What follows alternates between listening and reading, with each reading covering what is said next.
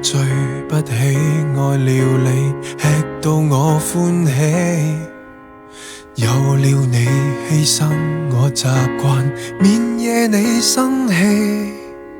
如果爭執只想討好你，不必講理，還期望穿衣穿到彷彿很襯你。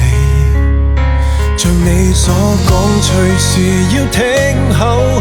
你都講過愛是忠心獻奉，不計較亦無求，原來未足夠，勉強遷就，只可加劇你渴求。依足你任何吩咐，更無權去攔住你拖手。誰想到聽講聽教，令我個性也生鏽。誰想到只聽你話，連自尊也再沒有。馴服地揮不出口，令你我也看不起我遞上手。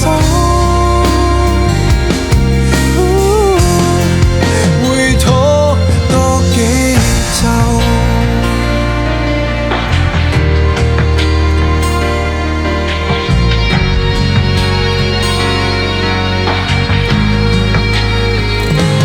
像你所講難捱也接受，你都講過愛是堅忍退讓，將妥協換自由，原來未足夠。